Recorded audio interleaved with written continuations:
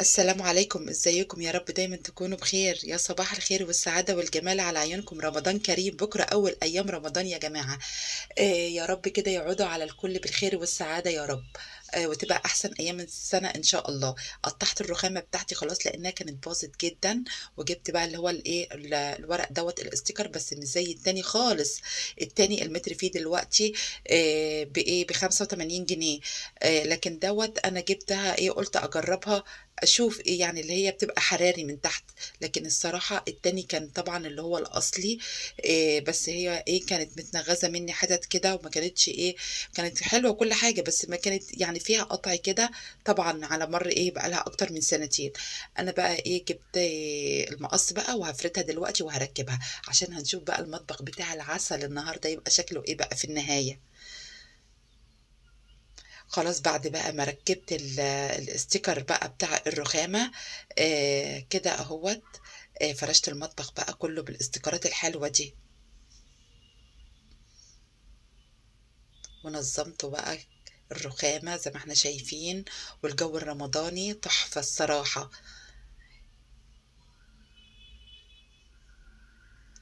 تحس برمضان كده، حتى يعني سبحان الله، رمضان مش زي أي الأيام، يعني هي الأيام بتاعت معينة تحسيها فعلا، وتحس بريحتها الحلوة، وتحس فعلا بالمطبخ دوت. دي أيام رمضان اللي احنا بنعيشها فعلا يا جماعة كل سنة.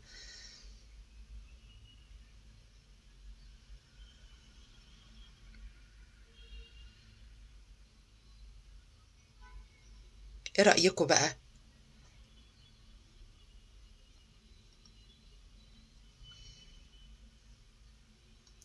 يا رب كده بقى اللي بيشوف دلوقتي الفيديو يحط لي لايك، ويثبت وجوده. وادي بقى دخلت كده بقى بعد ما فرشت بره الزينه كمان، وعلقت الفروع النور. وعلقت كمان اللي هي المفارش اللي هي فوق دي، انا جايباها شكلها حلوه قوي في النجفه، هوريها لكم دلوقتي. وحطيت طبعا كده الفوانيس، ده فانوس جديد اللي هو دوت في الصاله، من اللي هو انا حاطاه على المفرش ده. وده بتاع السفرة دوت اللي هو لسه جايباه السنه اللي فاتت.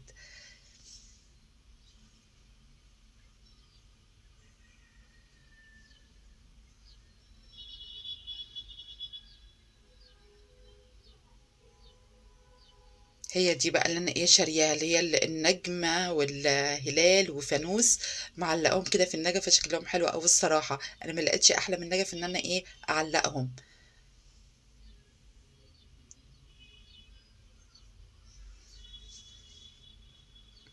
يعني الصراحة الاسعار غالية قوي، وبكار ديت انا شارياها برضو جديدة. ودلوقتي هندخل بقى على على ان انا احط اليميش بتاعي فين، في الخزين بتاعي، في العلب بتاعتي. دلوقتي بقى هنتفرج، هنشوف انا هحطها ازاي، وايه يعني اللي انا جايباه السنه دي.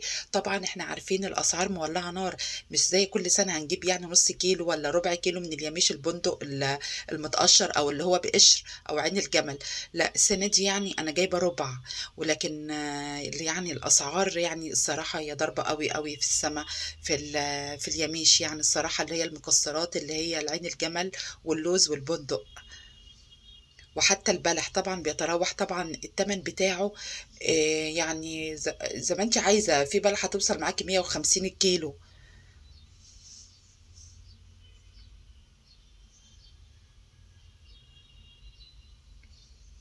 هو يعني لا هنطلع قوي ولا هنجيب الحاجة الغالية قوي قوي، وفي نفس الوقت هنجيب الحاجة الحلوة. ومش هنجيب الحاجة الوحشة، لان يعني اللي هنجيب الحاجة الوحشة مش هنستمتع بيها. طب وليه؟ طب ما انا اجيب حاجة قليلة من اللي هي من اللي هي اللي تمنها حلو وسعرها يعني غالي شوية. لكن مش هعرف اكلها، ولا حتى برضو لو كان في لبس، او ده يعني مبدئي في الحياة. ان كان في لبس او كان اي حاجة بجددها ببيتي، انا بحب اجيب الغالي، لان الغالي تمنه فيه يعني. مش هجيب الحاجة واسترخص وتطلع وحشة، ده مبدئي. ده الكركديه. وجبت طبعا اليميش ربع، والتين زي ما احنا شايفين كده ربع كيلو برضو، وعين الجمل، وايه بقى دلوقتي اللي طلعته تاني، وطبعا البندق. بس انا ما جبتش صراحة بندق بالقشر بتاعه، ده بقى تمر كده، ما جبتش برضو العلب. انا جايبة برضو التمر دوت بالكيلو. آه، العلب يعني ما لقيتش فيه فرق خالص بين التمر دوت، نضيف جدا، نفس تمن اللي في العلبة وممكن اغلى كمان.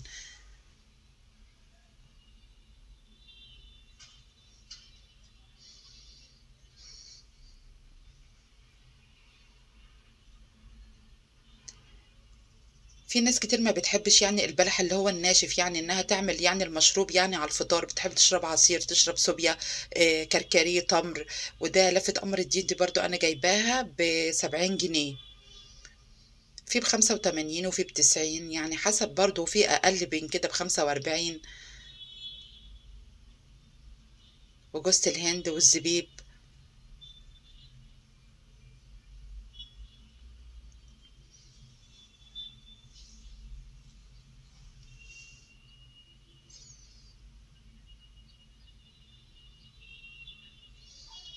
الصراحة عين الجمل ديت أنضف، يعني عين جمل، لأن طعمها حلو جدا. لأن في طبعا بتبقى أنواع، لكن ديت يعني هي الحلوة. فأنا جايبة إيه، 8 كيلو، مش جايبة من عين الجمل ربع كيلو.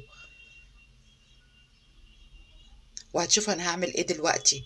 يعني انتي باقل حاجة ان انتي ممكن يعني تعملي مثلا صينية البسبوسة، الكنافة، المكسرات ديت لايه، للبسبوسة، للكنافة. ممكن لو انتي هتجيبي شوية بقى السنة دي عشان تاكلي فيهم او تحطهم في طبق كده، يعني ممكن تشتري بقى نص كيلو زي ما انتي بتحبي، او يعني كل واحد حسب ايه امكانياته يا جماعة. بحب ان انا يعني نشرب دايما البلح بالتمر على الايه، على الفطار.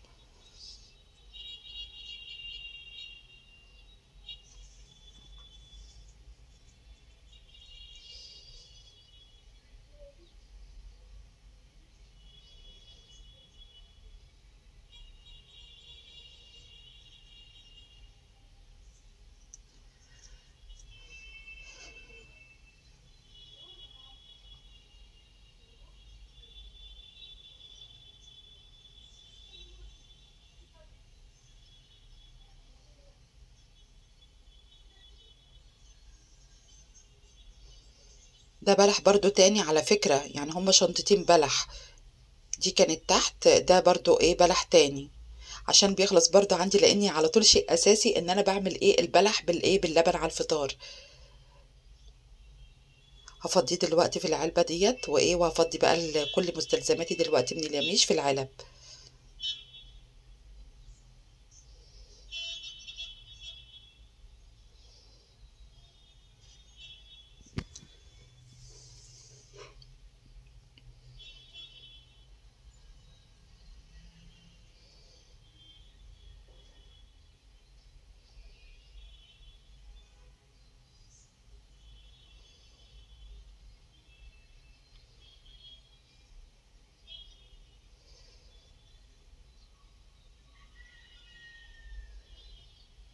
العلبة مش هتقفل معايا، فانا هجيب العلبة التانية وهفضي منها برضو الايه البلح العجوة الطري، وهحطها برضو فيها، لان ايه انا دلوقتي بقى هخلص دولت الاول اللي على على الرخام العلب ديت، واخلص الدنيا كده والمها واظبطها. وبعد كده احنا ايه هنشوف، احنا هندخل على فيديو ايه تاني.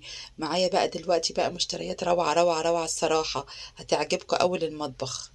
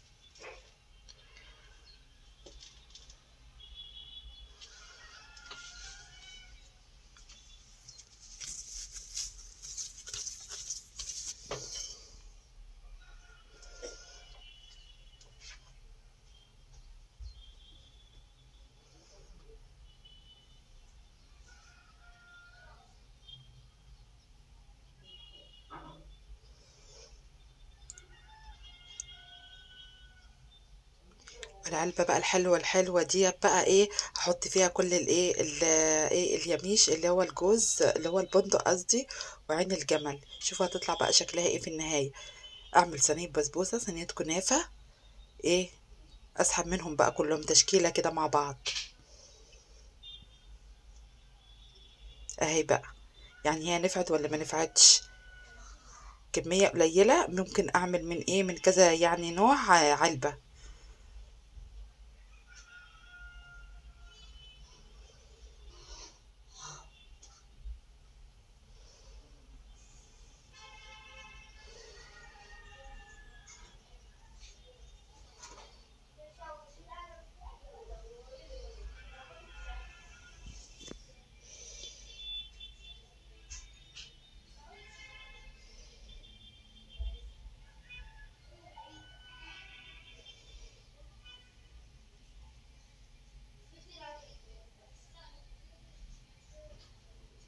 هلم بقى الدنيا كده واظبطها عشان اعرض لكم الايه العلب ديت اللي انا شارياها، يعني علب بسيطه يعني. إيه انا جايبه الكاسات ديت كان نفسي فيها قوي. احطها في المطبخ، اللي هي بتاع الكافيهات دي، بتاع اللي هو الميلك شيك، واللي نحطها فيها يعني. التلاتة دولت ب50 جنيه، بس نضيفة الصراحة يعني أصلية.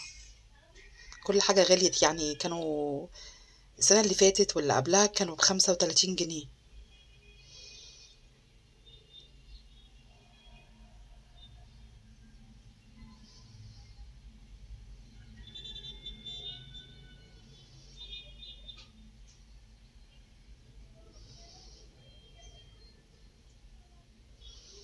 وطقم المجات دوت الصراحة شيك أوي وحلو أوي برضو، ايه رأيكم فيه؟ التلات مجات دولت أنا جايباهم ب90 جنيه، الواحد واقف 30 جنيه، عشان قال لي ده هو عليه ايه عرض.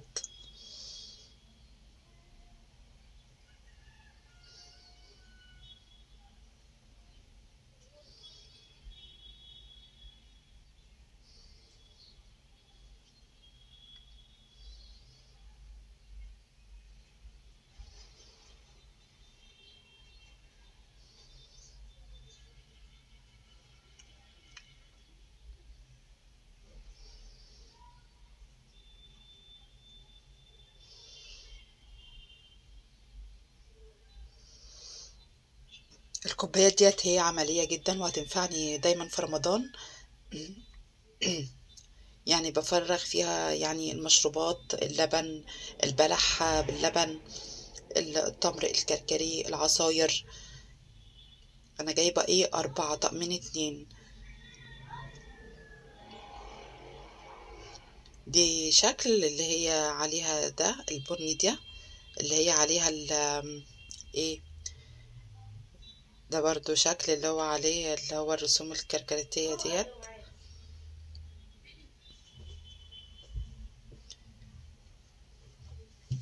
الشكلين يعني مختلفين يعني عن بعض، انا مش جايباهم زي بعض. في بقى اشكال اللي هي بقى عليها بوجو وطمطم وايه، واشكال رمضان، انا بقى ما جبتهاش.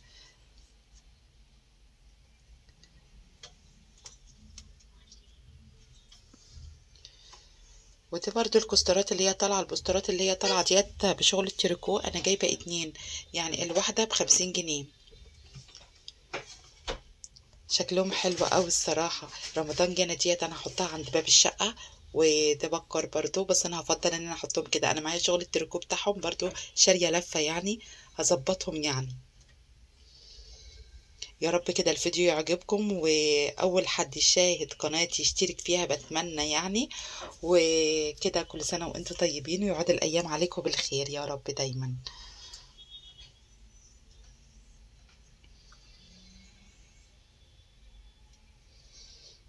الى اللقاء في فيديو جديد.